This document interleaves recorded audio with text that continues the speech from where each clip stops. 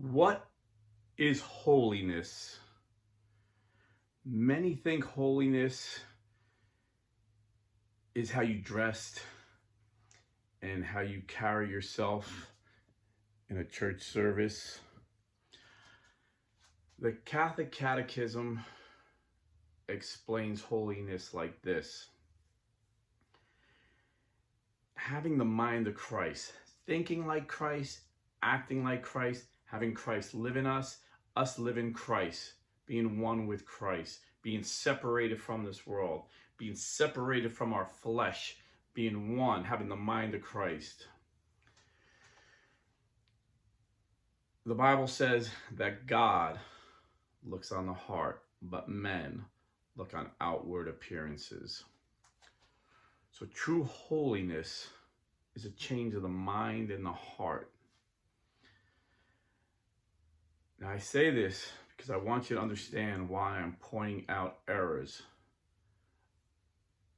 I was a Protestant for 30 years, bashing the Catholic Church. I know all the anti-Catholic tricks and lies.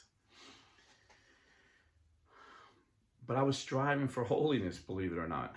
I remember being a young evangelical, hearing a sermon and hearing a story about some young student, young monk, asking his superior, "How can I be holy?" And the monk took the young man and stuck his head underneath a pond, and just held it there. The kid almost drowned. And then he lifted up, and the kid could barely breathe, and he's gasping for air. And he said, "Why would you do that?" And the superior said to him, "When you desire holiness as much as you desire air right now, you'll become holy." And as a Protestant, I was striving for holiness so hard like that, like someone that needed the air. And I kept coming up empty, kept feeling defeated, beating myself up. And then I understood, I found the grace of God, and I rested in His grace. But as a Protestant, resting in the grace of God means you basically stop striving for holiness. And when I became a Catholic, I realized that no, God wants us to run the race, like St. Paul says. He wants us to fight the fight, like St. Paul says.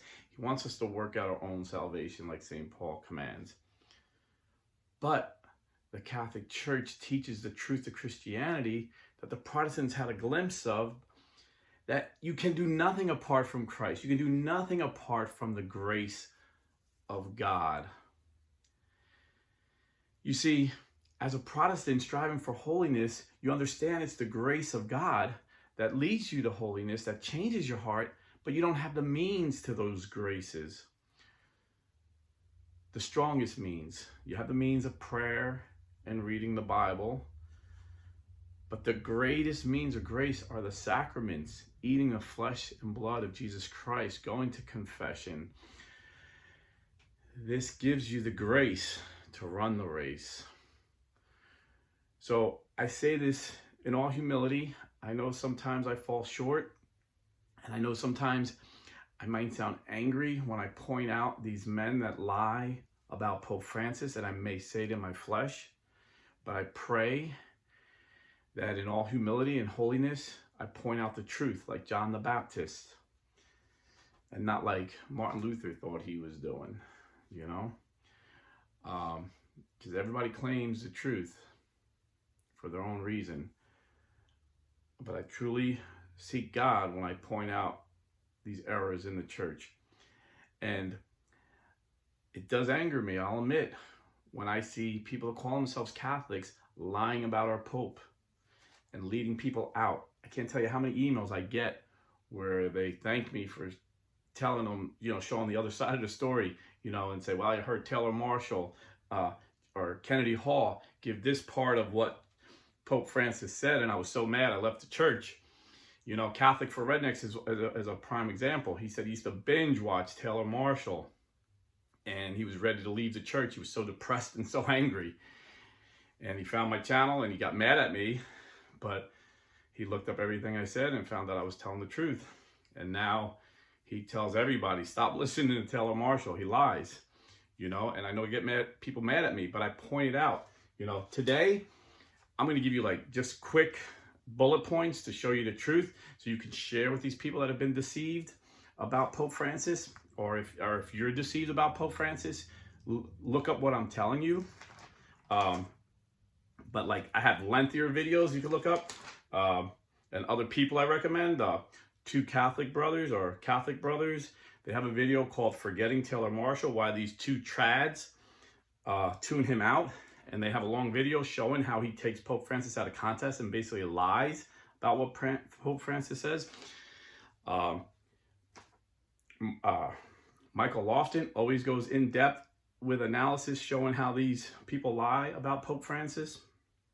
Some of my videos that I kind of went in depth, why Taylor Marshall is wrong about Pope Francis. This is when he actually called Pope Francis a heretic, and he used like he took a paragraph of one of Pope Francis's talks, but he left out a key sentence, which changes everything. You know. Then I made another one, and I'm giving you this if you want to see like long, in-depth studies of Taylor Marshall's lies and other people's lies. The Taylor Marshall deceives us again. He takes Pope Francis out of context about abortion. Taylor Marshall goes on a devout Mormon's talk show and bashes Pope Francis and the church. So if you want more in depth, today I'm just going to give you the most popular. I mean, there's tons of lies, 10 years of lies about Pope Francis. But I'm just going to give you bullet points of what they say Pope Francis says and tell you what Pope Francis actually said and did. So, and you can look this up. It's all verifiable. You know, I see it so clearly, you know, being a Protestant for 30 years, bashing your popes.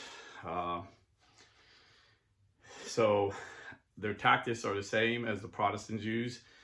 And I don't know why they do it. Do they do it for financial gain? Do they do it for ideology? Do they do it for popularity? I don't know.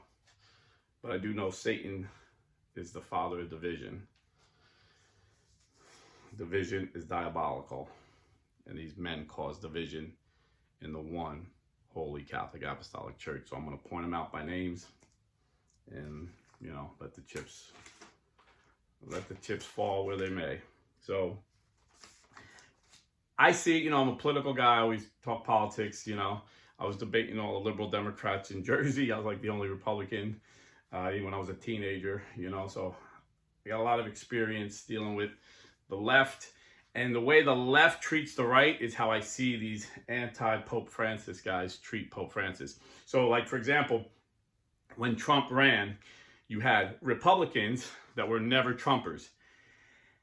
And they had this narrative about Trump that he was this racist. And every day you would hear he's racist, racist. And they would take part of his statements to use it to make him look like a racist. But then if you read the whole statement, you would see that it's the exact opposite. And people would say, how could you vote for him? You're a Catholic. He's a racist. I'm like, well, what racist thing has he ever done? And they're like, everybody knows he's a racist.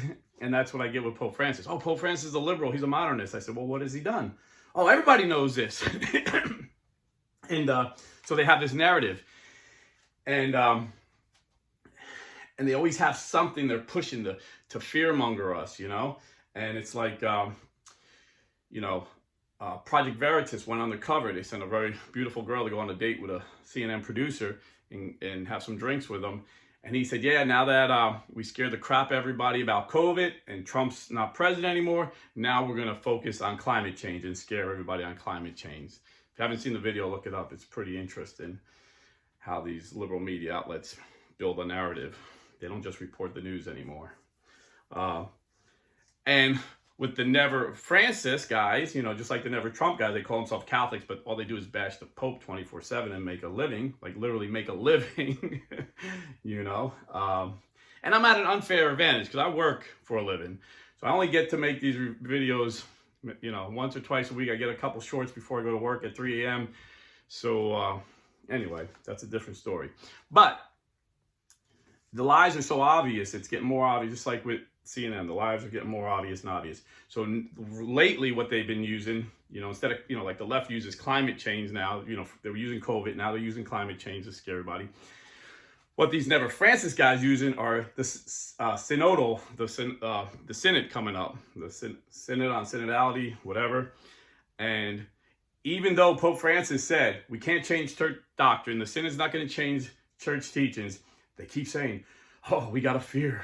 Oh, we got a crisis in the church. A crisis that they just get people riled up and think that doesn't exist. A fear that is unfounded, that somehow the Pope is going to change church teachings. So this is their equivalent to climate change and COVID that the left uses. So I'm going to go by point by point. Taylor Marshall actually made a video a couple days ago saying, should we be afraid? Should we be afraid that they're going to start ordaining women because of the synod? Or should we be afraid that they're going to bless same-sex unions? So I'm going to read from one of his favorite groups, the SSPX. Taylor Marshall always has SSPX apologists on his show. He's always defending the SSPX. He basically won't come out and say he's SSPX. He goes to a legitimate, because SSPX is a illicit, canonically, it's against the canon law of the church. Their mass is illicit. He goes to a Latin mass that is licit. That's good. He goes to a good mass. He goes to a beautiful Latin mass that's valid, that's licit, and that's good. But he's always supporting the SSPS, which is an illicit, illegal, according to canon law mass. So I went to the SSPX website to see if they ever reported on this. This is June 21st. I'm going to read it right from the SSPX information and analysis on life of the church. On June 1st, 2021, Pope Francis approved a revised version of church law that explicitly criminalizes conferring sacred orders on women. In doing so, Rome has just put an obstacle on the synodal path which the Church of Germany has entered. One can imagine the bitterness of the vice president of the Association of Catholic Women of Germany, an activist feminist association for the ordination of women, at the reading of Canon 1379, which presents the attempt to ordain a woman as an offense punishable by a penalty of excommunication. So the churches always knew that we couldn't ordain women. Pope Francis was asked about this years ago, and he said, no, the church can't ordain women. No pope can change that because Jesus instituted that by appointing 12 men as apostles. So we knew this couldn't change, but Pope Francis took it a step further because he's seen people that want to change it. He changed canon law. There's a new canon law, 1379, saying if a bishop ordains a woman, that bishop is excommunicated and that woman is excommunicated. And this is SSPX, so I'm sure Taylor Marshall knew about this. It's been a couple years, so why is he stirring up anger? Why would he do that? And doubt. He's saying it could happen. Let's pray it doesn't happen. But don't leave the church, even if it does.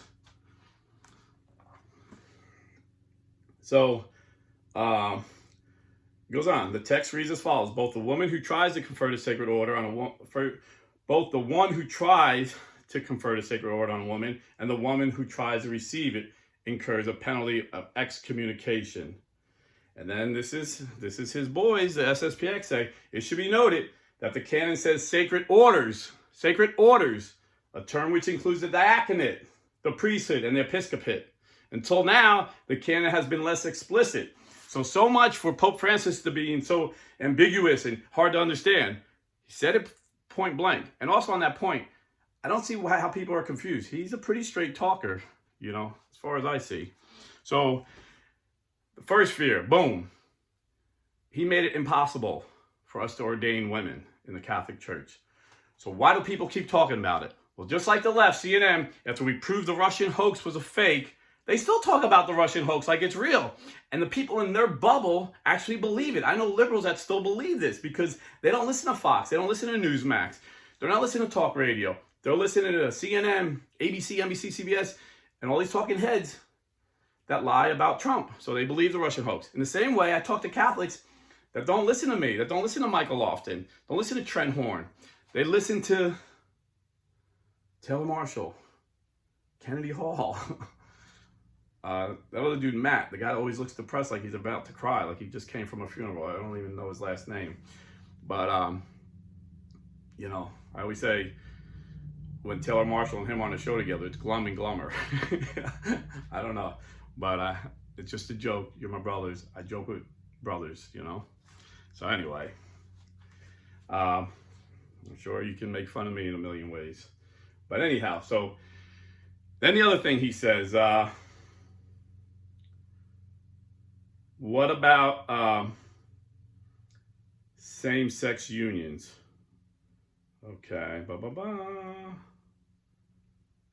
Okay, here's from NPR. Again, 2021.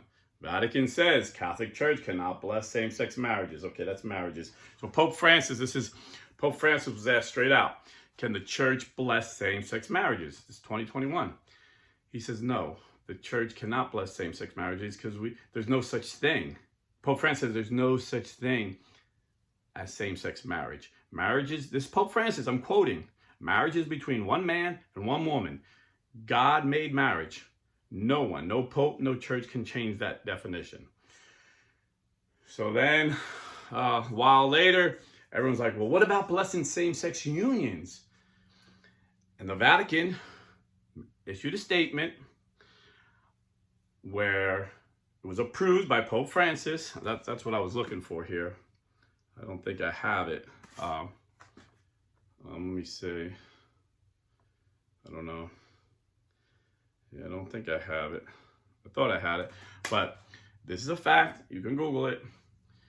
The Vatican issued a statement approved by Pope Francis. And when the Vatican issues a statement, it's like the White House issuing a statement. They're not going to issue a statement if the President of the United States doesn't approve of it. Same thing with the Vatican. It issues a statement, but actually said approved by Pope Francis, that the church cannot bless same-sex unions because God cannot bless sin.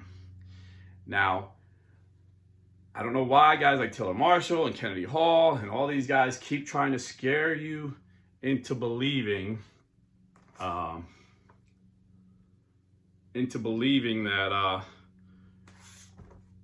this is going to happen when the Pope and the Vatican explicitly said it cannot happen.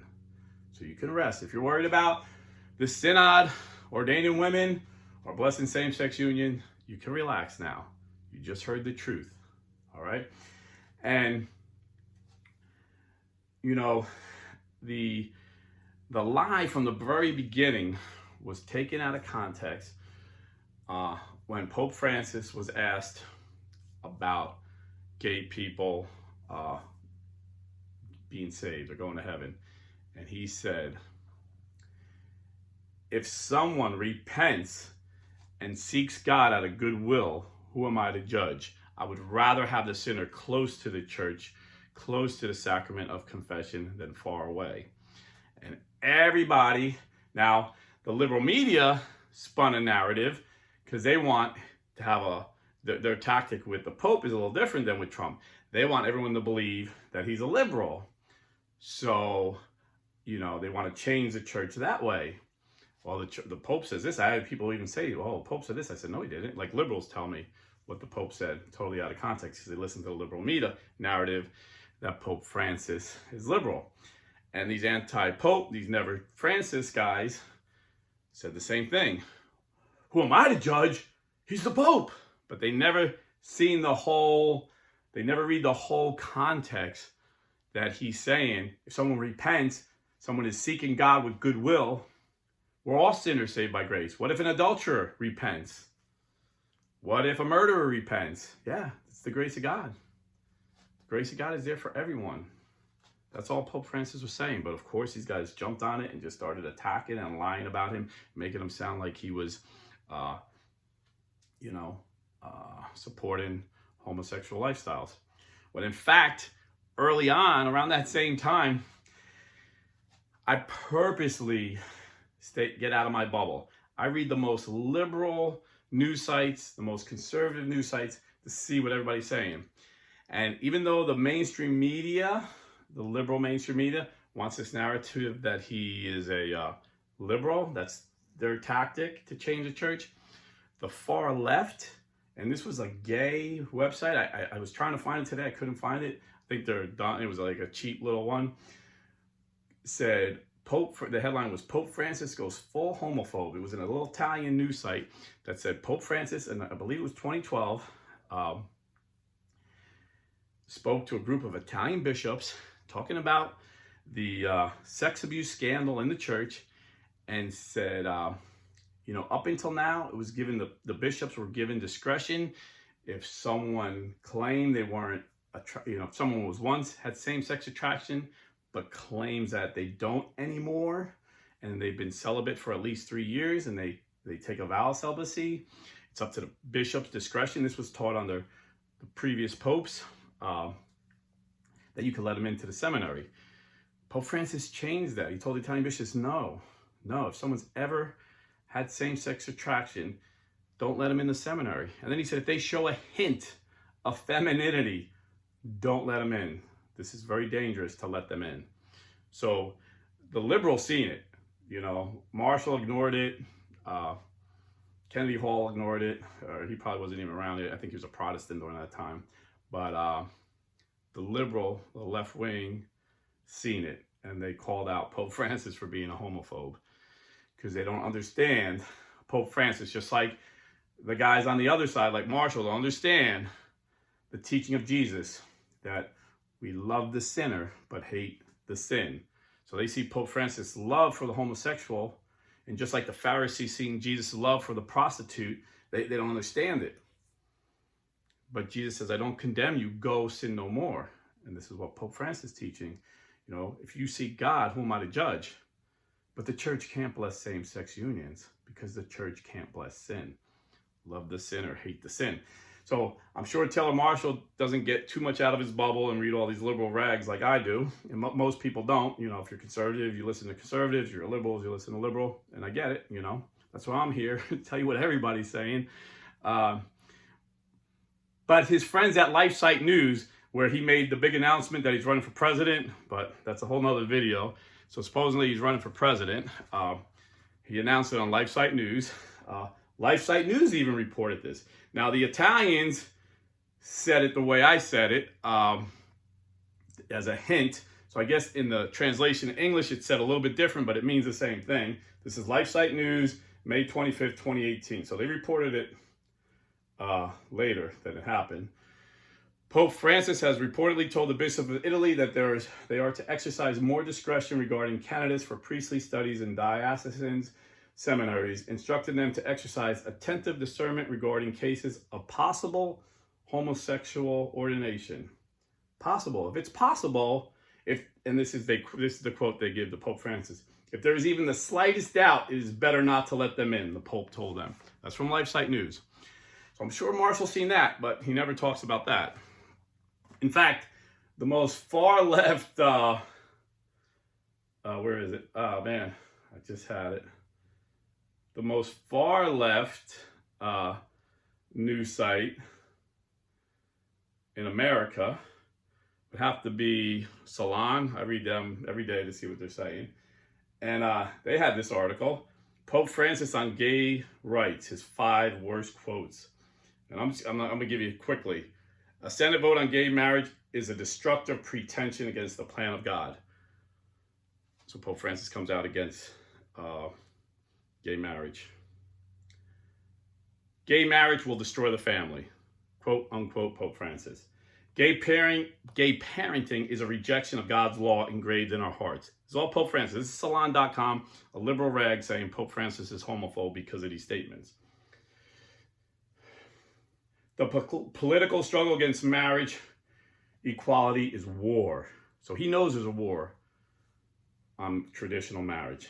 And then the last thing they say is horrible, these liberals say is horrible, that Pope Francis said, is gay adoption is discrimination against children.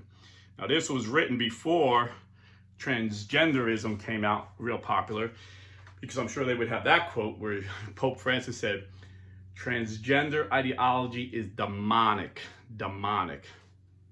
So if you heard Pope Francis is pro-gay, pro-ordaining women. You don't have to worry. Then there's one more thing on the gay issue that you may have heard, and I'm sure I'm missing a lot, but like I said, I gave some videos you can look up. You know, even just Michael Lofton, just Google Pope Francis or Taylor Marshall, and he exposes a lot of lies that I'm not covering here because there's so many. It was just 10 years of it, but I'm giving the biggies.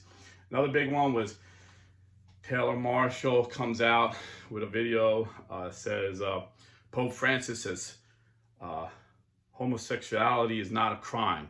And then he comes on, and he's like, Pope Francis says homosexuality is not a crime. And he reads Leviticus, where it says it's an abomination for a man to lay with a man. Then he reads Romans 1, which says it's an abomination for a man to lay with a man. And then he has like 20 minutes, you know, he's live interacting, saying how horrible it is that anybody could support the homosexual lifestyle. It's obvious, it's a sin, it's an obvious sin, blah, blah, blah, blah. But he never tells his audience, what Pope Francis actually said. Pope Francis' actual quote was, homosexuality is a sin. Homosexuality is not a crime. So he's saying exactly what he's leading the people to think that he didn't say. He's leading his followers to believe that Pope Francis is saying it's not a sin. But the context was he was talking to Muslims. He was in Muslim nations. And everybody gets mad that he talks to Muslims and Buddhists. But he was in Muslims nations saying, you got to stop killing people just because they're homosexuals. Yes, he's talking to Muslims. Like, yes, I agree, homosexuality is a sin. But it's not a crime that they should get the death sentence. Young men and women are being beheaded, thrown off of roofs, burned to death for the crime of being a homosexual. And if you think that's right, well, that's what they would do in the Old Testament, well, then you better stone your adulterous neighbor. You better stone your fornicating son or daughter. You better stone to death your son who talks back to you. We're not under the civil law of the Old Testament. We're only under the moral law in our hearts. It's not the government's job to impose Christianity. Yes, protect the lives of all. You know, vote for pro-life candidates. It's a sin to vote for pro-abortion candidates. But the context of what Pope Francis, he was in a real life situation talking to real people that thought it was okay to kill people who are homosexuals. That's all he was saying. Trying to save people's lives. But he did say homosexuality is a sin. Then I've heard Father James Altman saying, Bergoglio, he says he's not the Pope. He's false out of the contest now. He says he's not the Pope. So he calls him Bergoglio, very disrespectful. Sometimes he does it slurring his words. So I don't know if like he had a stroke or he drinks. I don't know. But sometimes you watch him, he slurs his words and he looks weird. Something isn't right there. And I'm not attacking him. I'm just saying, pray for this guy. Something isn't right with this man. But he says, Bergoglio told us to stop breeding like rabbits. Pope Francis never said that. Pope Francis, in defending the church, what these guys don't do, they think they're defending the church, but I have so many Protestant friends that tell me Altman and Marshall are the best apologists to get Catholics out of the church, you know? And like I said earlier, I was striving for holiness and grace, and I found it in the Catholic Church. So I'm doing everything in my power to make people stay Catholic, to keep people in, to pull people back in who left. And my biggest enemies in this fight are Marshall and Altman, who claim to be Catholic. So if I seem angry, yeah, I guess I get angry sometimes. But this was a lie. Pope Francis never once said stop breeding like rabbits. In defending the church against an anti-Catholic Filipino journalist who said there's starvation going on in the Philippines because they're all Catholics and they're following the church teachings and having big families, irresponsible. And this was his actual quote. Some people, like you guys, think that Catholic teaching is, pardon my language, he says, is we should be breeding like rabbits. No. Responsible parenting. And then he quoting from Saint Pope John Paul II, Humanae Vitae, where St. John Paul II said we need to be responsible parents. So he's defending the church against an anti-Catholic journalist, saying, no, that's not church teaching. Church teaching is to teach us to be responsible parenting. And if you read it, it teaches you what that is. And that's all he was saying. But Altman used it to attack the Pope, taking him out of context, just like Marshall takes him out of context. And then I guess the biggest lie is, and if someone says they're Catholic and they actually believe this, I don't understand why they're still Catholic. Because I would not be Catholic if I thought Pope Francis and his cardinals are pagans. This is what I used to, when I was an anti-Catholic, I used to always claim the Catholic Church was pagan. This is the oldest Protestant line, and I'm so surprised that so many Catholics fall for this, that Pope Francis is a pagan, he allowed pagan worship, and we're going to get into the specifics in a moment. But this is the biggest, this is like Jack Chick, this is like the most immature Protestant argument against Catholicism, that we're pagans and the Pope is a pagan and an idol worshiper. And I can't believe that so many Catholics fell for this lie about Pope Francis, but I know why they did. And I gave this analogy once before. It's like the frog in the boiling water. If 10 years ago, Taylor Marshall made a video calling the Pope a heretic like he did a couple years ago or a year ago, he would have lost all his followers. Instead, with them constantly lying about the church and keeping the people in their bubble and calling guys like me liberals and Pope-splainers, they only listen to Taylor Marshall and his little group of sycophants. When he called the Pope a heretic, which is heretical to do, the only person that could call the Pope a heretic is a Pope. So he would have to die, a new Pope would have to declare it. But, you know, this guy's got a philosophy degree. He's got a PhD in philosophy, so he feels he's qualified to call Pope Francis a heretic, I guess. And all his sycophants praised him. Thousands of people, not one criticized him, unless he deletes them. I know some guys delete comments they don't like, but thousands of, yay, you're the man. You know, you're the John the Baptist of our time. You're so godly. Thank you for speaking the truth. But that was 10 years ago, before the water started to boil. He would have been like, whoa, that guy's a Protestant. He never left Anglican, because he did leave Anglican, but he brought his Anglican beliefs about the papacy over here. And if Father James Altman 10 years ago called the Pope an Antichrist, and this is what he did. He said the Pope Francis is an Antichrist. And then during a rosary, during praying the holiest prayer that we have, praying the rosary, he says, I pray that God smites Bergoglio dead and sends him to hell. If that's not demonic, if that's not Protestant, you know, and not all my Protestant brothers are anti-Catholics. I know I'm going to get some Protestants say, whoa, whoa, whoa, don't compare us to that lunatic. But if that's not demonic, I don't know what is. Praying that anyone goes to hell is not Catholic. It's not Catholic. You know? And then coming out and saying Bergoglio is not the Pope, which he just did a video a week ago. Every Catholic would have recognized that as the sin as it was. The rebellious sin that in Samuel says, the sin of rebellion is divination. It is demonic. What Father Altman is doing is demonic. Whether he's possessed, oppressed, or just being driven by demons, it's demonic. According to church teaching. According to the Holy Scriptures. So they got this Pachamama thing going where everybody thinks our Pope is a pagan and he's allowed pagan worship in the church. And when I first heard it, I heard this woman from the Amazon, give him a statue of a woman and saying, this is Our Lady of the Amazon. Now she's darker because the people from the Amazon are much darker than Taylor Marshall. And I know he tweeted out, hey, what's up with all these interracial marriages, which was very racist. I'm like, he's like, oh, everybody's getting mad at me because I'm pointing out that they're pushing an agenda with interracial marriages. And Michael Lofton, who's in an interracial marriage, I think was offended and pointed it out. Like, why would you say that? And I had the same reaction. Why would you say that? Moses was in an interracial marriage. He married an Ethiopian woman.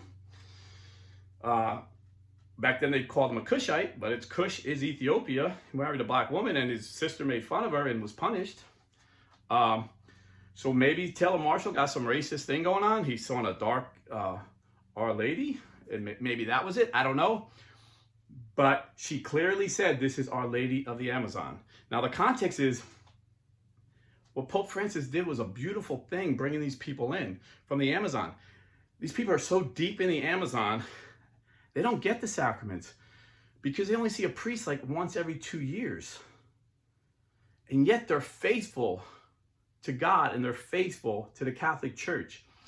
So he brought these people in as an honor. You know, James said, don't honor the rich when he comes to your church. Honor those dressed shabbily. Don't just, if you honor those coming in dressed all fancy and you reject those dressed shabbily, that's a sin, according to James. Look it up. And Pope Francis goes for the poor and brings them in. And they're so excited. They brought him a gift, which they called Our Lady of the Amazon. And then, of course, Taylor Marshall made it a pagan. Oh, it's a Pachamama. No one said, you know, it's a pagan idol, blah, blah, blah, blah. And he just rips everything out of context. And he got caught lying. He got caught lying. All the people to first catch him was Jay Dyer, who hates the Pope. But he proved, he did a video showing all of Taylor Marshall's lies about becoming president and a few other things. But one of the things he showed was how he lied about the Pachamama, believe it or not. And then Trent Horn also showed it. And I put the Trent Horn because Trent Horn, I think, is a much more honest apologist than Jay Dyer. So I put Trent Horns up on my community board, and you could, you know, scroll down my community board and find it, where he said, rebutting Kennedy Hall and Taylor Marshall. And he shows the video where Taylor Marshall is caught in a lie straight up on his own channel. Like, I always catch him in lies and show you, this is what he said, this is what Pope Francis said. Michael Lofton does the same thing. Catholic for Rednecks does the same thing. The two trad brothers are two Catholic brothers. They're traditional. They call themselves trads, but I think their channel is called Catholic Brothers. We catch them all the time. But this is on his own channel. He got caught in a lie. I'm surprised he hasn't taken it down. Maybe he has, but Trent Horn and Jay Dyer have the video still. And so this is what he is. He has the dude, I think it was this young Australian dude, picked up Pachamama, threw it in the river. Totally broke the heart of these people. They thought they were giving a gift to the Pope, and why are people angry at us, you know? Horrible. And Pope Francis was mad about it too. Imagine taking a statue of Mary and throw it into the river and having Taylor Marshall applaud you. Taylor Marshall flies the guy in to talk to him. And he's like, oh, what's your name? And he's acting like he don't know the guy. Oh, what's your name? Oh, why did you do this? Blah, blah, blah, blah. And if you watch the first video, it seems like he's doing everything like an actor. Like, he's a good actor. I was like, wow, this guy should go to Hollywood, man. He's like, because I thought he didn't know the guy, the way he was acting. But then a month later, he has the guy back on. And the guy says, yeah, when we concocted that plan, when I met you in Rome, and then Taylor Marshall looks like, oh, crap, I got caught. So instead of denying it, he's a smart guy. You know, these con artists, narcissists are very smart. He twisted. He goes, yeah, I guess it's time to tell the people what we did. It's like, wait a minute. What do you mean what you did? I thought you didn't know the guy. He's like, yeah, you know, I met, I forget the guy's name. It's an Australian name, I guess. Not Australia, Austrian from like Germany. Young guy. He said, yeah, I met him and we concocted this plan. I paid, Taylor Marshall paid for this hoax. I paid for his plane ticket to go throw this in. And he goes, and then I paid for him to get out of there in time. And he goes, yeah, you know, I threw it in the river and I got that ticket. So basically it was a hoax. Taylor Marshall pulled off a hoax. The Pachamama is a hoax as big as the Russian hoax was played on Trump. And his followers are so blinded. They're so brainwashed. They praise him. Oh, that was a good hoax. It's like, wait a minute, he lied to you. If someone lies to me once, they're cut off. You know, I love them, you know, because Christ says love your enemies. But you lied to me once, you're dead to me. You know, it's going to take a lot for you to earn my trust. I always love you, you know, because the Spirit of God in me loves you. But if I'm going to trust you, I got to earn your trust. And if you lie to me, like Marshall lies to us constantly, you know, in the beginning, I used to compliment Marshall because I liked him with the St. Thomas Institute. I used to compliment him and say, but I disagree with this. But then once I realized he lied to me, I'm like, okay, this dude's dead to me. So you know, I tell you this again, because I'm striving for holiness, and you need to strive for holiness if you're a Catholic, but there's no holiness apart from God. Jesus said, apart from me, you can do nothing. So I want you to listen to these few verses from the Catechism and from the Code of Canon Law. And I have the old book before Pope Francis changed it, put Canon Law 1379, revised it. 1379 says if you ordain a woman, you're excommunicated. I'm going to read it, the older one, but all the other laws are still valid. And I'm going to read the Catechism, 2477 through 78. 2477. Respect for the reputation of persons forbids every attitude and word likely to cause them unjust injury. He becomes guilty of rash judgment who even tacitly assumes as true, without sufficient foundation, the moral fault of a neighbor. Of detraction who, without objectively valid reason, discloses another's faults and failings to persons who did not know them. 24. Of calumny, who, by remarks contrary to the truth, harms the reputation of others and gives occasion for false judgments concerning them. And then 2478 tells us how to avoid this. To avoid rash judgment, everyone should be careful to interpret insofar as possible his neighbor's thoughts, words, and deeds in a favorable way. Every good Christian ought to be more ready to give a favorable interpretation to another's statement than to condemn it. But if he cannot do so, let him ask how the other understands it. And if the latter understands it badly, let the former correct him with love. If that does not suffice, let the Christian try all suitable ways to bring the other to a correct interpretation so that he may be saved. And then Canon Law 1373 says this: one who publicly either stirs up hostilities or hatred among subjects against the Apostolic See, that's the Pope, or against an ordinary on account of some act of ecclesiastical power or ministry, or incites subjects to disobey them, is to be punished by interdict or by other just penalties. So if someone is publicly stirring up hatreds towards the Pope, the bishops, the priests, and getting people to hate them, they're breaking canon law and they should be punished. And then Canon Law 1404, if you forget everything else, it's very simple, straightforward, says this: the first see, which is the Pope, is judged by no one. So, like I said earlier, I'm striving for holiness. I have not attained it, but I'm still running the race as fast as I can and fighting the fight as hard as I can. And if I'm guilty of any of these sins I've just read, please forgive me and pray for me. You know, I examine my heart every day and ask the Lord to show me. And again, I hate making negative videos. I'm a positive guy, and I had so many good videos I wanted to make this weekend, but this is all I could think about.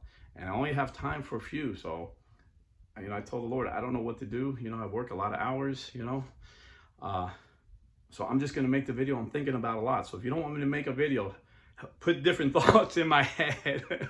But I couldn't stop thinking about this all weekend. I actually woke up, even though I'm off today, I still woke up at like 3. My body's just used to waking up at 3.